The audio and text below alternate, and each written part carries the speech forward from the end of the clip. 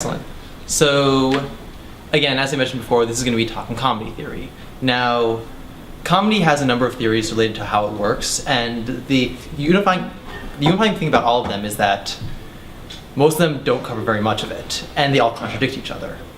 But one of the most popular ones is what's called incongruity theory. The idea that something is something congruous and creates a difference between your perception of reality and what's actually happening, it's funny.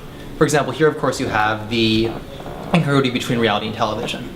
Now, XKCD used to do a lot of humor in this manner. It has tried to currently, but it isn't very good at it these days.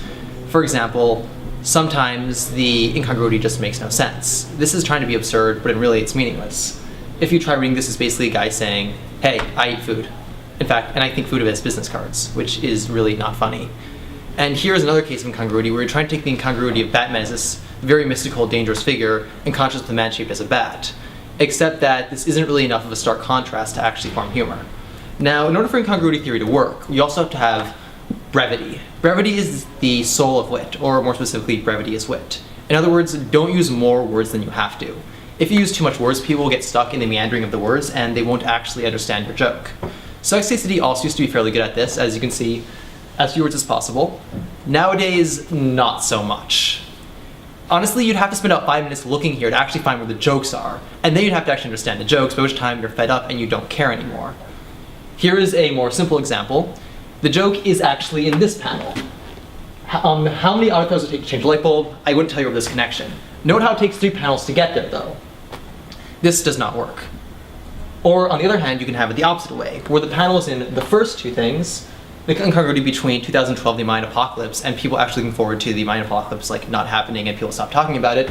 And then you have this panel, which is just there. This is bad, don't do this. Now, the other aspect of incongruity theory is that the incongruity has to come as a shock. For example, here, it's sudden. The incongruity must so abruptly break from reality that you are not in any way expecting it. You should be able to very vaguely expect it, otherwise it's just pointless and absurd, but nonetheless, it should be far enough that you can't just automatically know the joke from the beginning. Like in this case. When I first read this, I saw, oh, Murder Daft Punk, this looks kind of like a Telltale Heart. It's going to be a joke about Telltale Heart. And even if you haven't read the Telltale Heart, now obsessed like I have, I actually had to memorize it for a class. That sucked. You still have this panel, which tells you the joke already, and then the joke is actually told in this panel, but you already know it, so it's not incongruous anymore. Or on the other way, you can have it. This is a more trite example, where you have the description here being, this is going to be about dependency resolution and recursion, and the prerequisite is the own class. A recursion joke, a dependency joke, right? Except, if you know anything about computer science, and you know anything about XKCD, you already are expecting this when you read this and this. So this is another case where you've already predicted the joke before it works. And here, if you are familiar with any sort of like complex analysis, the moment you see, oh, he's trying to act like a crazy bastard, oh hey, it's about complex conjugates, you already know the third punchline in your head. Most of the people I know who have read this comic, blurted out the punchline when they saw the first panel. Now, why is XKCD usually funny? This is primarily because it creates a community, and this is what most people find interesting about it.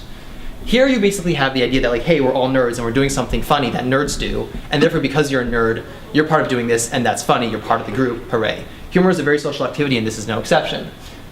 This tries to do the same thing, but because it doesn't actually have a punchline associated with it, it fails. Now, it can also be affirming. In this case, affirming, hey, you're feminist, I'm feminist, that's cool, we're awesome. And you can see, for example, hey, the joke is about like how if you think girls suck at math, you're wrong.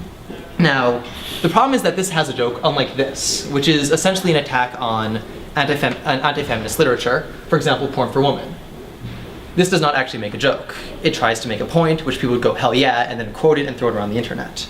Now, the problem with this actually is if you check porn for women, you can immediately tell it's a satire, meaning Randall Munro got suckered.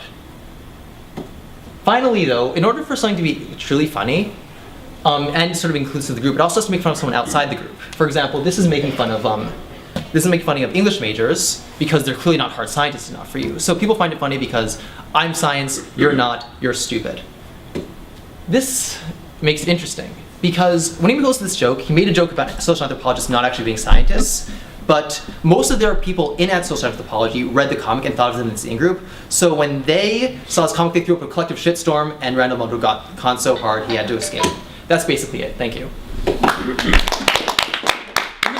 Fuck XKCD.